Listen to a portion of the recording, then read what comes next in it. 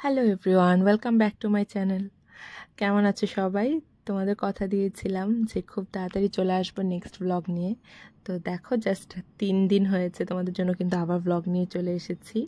তো এটা ছিল আমাদের হানিমুন ট্যুরের ফার্স্ট ব্লগ, যেটা ছিল শ্রীনগর। তো আমরা সকাল সকাল একদম ব্রেকফাস্ট করে রেডি হয়ে গেছি। আর এই যে আমাদের হোটেল ব্রাউন প্যালেস, এটার ভিডিও যদিও এখনও তোমাদের দেইনি, তবে দিব। তো আজকে আমাদের পুরো দিন শ্রীনগরেই ঘোরা। তো ফার্স্টে আমরা যাব টিউলিপ গার্ডেন, আর সকাল সকাল এই যে আমাদের গাড়ি আর ভাইয়া দুজনই চলে এসেছে। আমরা কিন্তু পুরোটা ট্যুরে এই ভাইয়াটাই আমাদের ঘুরিয়েছিল। তো তোমরা যারা কাশ্মীরে টিউলিপ গার্ডেন ভিজিট করতে চাও, তাহলে কিন্তু এই ভিডিওটা তোমরা সেই সব ইনফরমেশনগুলো পেয়ে যাবে যেগুলো তোমাদের টিউলিপ গার্ডেন দেখতে আসার আগে অবশ্যই জানা দরকার।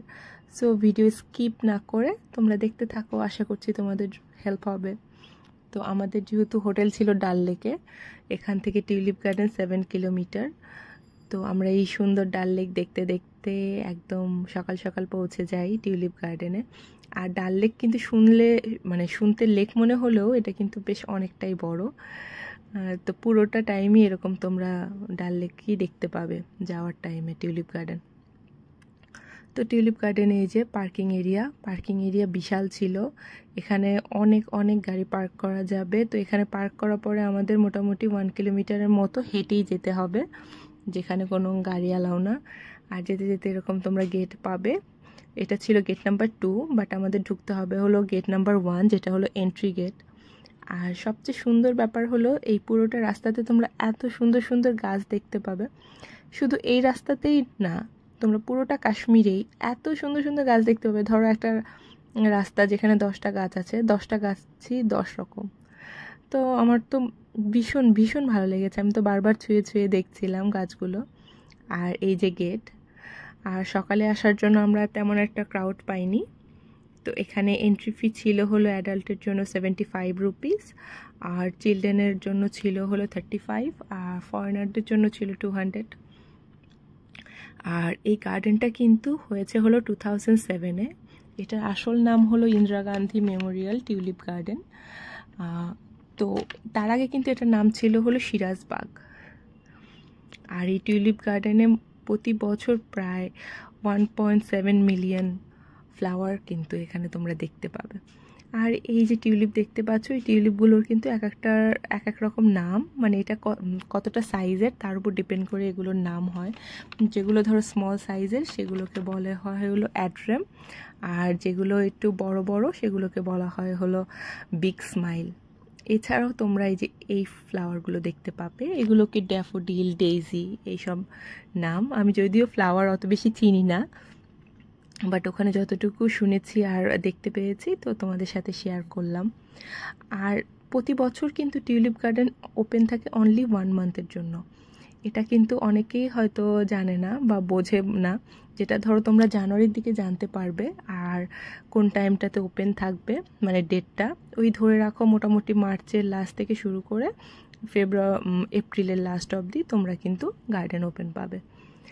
আর পুরোটা গার্ডেনের ভেতরে এই দেখো এমন ফাউন্টেন ছিল, এত সুন্দর ছিল এইগুলো। আর এগুলোর যে মানে জলের যে একটা শব্দ হয়, যদিও আমি এডিট করার সময় সেটা আর কি কেটে মানে তোমরা শুনতে পাচ্ছ না, বাট এত সুন্দর লাগছিল এই মুহূর্তটাতে। তো এখানে তো আমি প্রচুর রিলস করেছিলাম, যেগুলো তোমরা অলরেডি অনেক অনেক লাইক করেছো। আর যারা দেখোনি তারা চাইলে দেখে আসতে পারো আমার ইউটিউব শর্টসে অথবা ফেসবুক ইনস্টাগ্রামে ঘুরলে দেখে নিতে পারবে রিলসগুলো। তো কি যে এক অদ্ভুত সুন্দর এই জায়গাটা, যেটা তোমাদের মুখে ডেসক্রাইব করে ছবিতে বা ভিডিওতে দেখানো বা বোঝানো একেবারেই সম্ভব নয়। তবুও আমি যতটা পেরেছি মেমোরিজ ধরে রাখার জন্য ক্যামেরা বন্দি করেছি। আমি আসলে চাইলেও ফুটেজগুলো কাটতে পারছিলাম না, আমার এত এত ভালো লেগেছিল। জাস্ট আমি তাকিয়েছিলাম, কি এক অদ্ভুত সুন্দর। আর তোমরা যদি এটা দেখতে চাও, সত্যিকারের ফিলটা কিন্তু আসলে না দেখলে তোমরা কখনো পাবে না। ক্যামেরাতে আর কতটুকুই বা ধরে রাখা যায় বলো। তো তোমাদের সাথে আমি আর একটা কথা বলতে চাই, সেটা হলো তোমরা যারা টিউলিপ গার্ডেনে হারিয়ে যেতে চাও, তোমরা কিন্তু এখন ভিডিওটা একদম স্কিপ না করে দেখতে থাকো।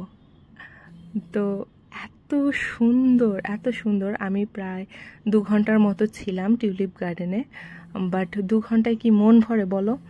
তবুও যতটুকু দেখেছি প্রাণ ভরে নেওয়ার চেষ্টা করেছি, যাতে আত্মতৃপ্তি থাকে দীর্ঘ বছর। আর দীর্ঘ বছর কেন বলছি, এটা হয়তো থাকবে আজীবন, হয়তো বা মৃত্যু পর্যন্ত। যেহেতু সময় খুবই কম, তাই সারাদিন তো আর এখানে বসে থাকা আমাদের পক্ষে সম্ভব না। তো আমাদের পুরোটাই ঘুরে দেখতে হবে। আর এখানে এত ফ্লাওয়ার আমার এক্সপেকটেশনের বাইরে ছিল। এখানে টোটাল 74 একর জায়গার ওপরে এই গার্ডেনটা, যেখানে প্রতি বছরই 1.7 মিলিয়নের বেশি ফ্লাওয়ার হয়। আর আমরা মোটামুটি সব ভ্যারাইটিগুলোই দেখেছিলাম এক্সেপ্ট ব্ল্যাক।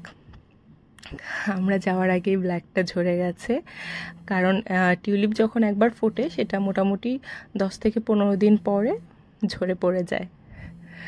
তো আমরা আর ব্ল্যাকটা দেখতে পাইনি, বাট বাদবাকি মোটামুটি সবগুলোই দেখতে পেয়েছিলাম। আর এটা এতটাই বড় যে এটা কিন্তু অলরেডি ওয়ার্ল্ড বুক অফ লন্ডনে নাম লিখিয়ে ফেলেছে। মেইনলি এটার উদ্দেশ্য হলো ফ্লোরিকালচার আর ট্যুরিজমকে বুস্ট করা কাশ্মীরের ভ্যালিতে, যাতে আরও বেশি ট্যুরিস্ট আসে সেটাই। তো সব কিছু মিলিয়ে আমার তো ভীষণ ভালো লেগেছে। আর এছাড়াও এখানে কিন্তু কিছু ফ্যাসিলিটিস ছিল, যেমন তোমাদের ওয়াটার ক্যারি করার দরকার নেই, ড্রিঙ্কিং ওয়াটার তোমরা ভেতরেই পেয়ে যাবে। এছাড়া তোমরা ওয়াশরুম পেয়ে যাবে। আর কারোর যদি ধরো ওয়াকিং ডিসএবিলিটি থাকে, সেক্ষেত্রে তোমরা কিন্তু এখানে হুইল চেয়ার পেয়ে যাবে। তো তোমাদের একদম টেনশন করার কিছু নেই, তোমরা চাইলে খুবই স্মুথলি ঘুরে আসতে পারবে। আর আমার তো এখান থেকে বেরোনোর সময় হয়ে গিয়েছিল, বাট আমার তো আর বেরোতে ইচ্ছা করছিল না।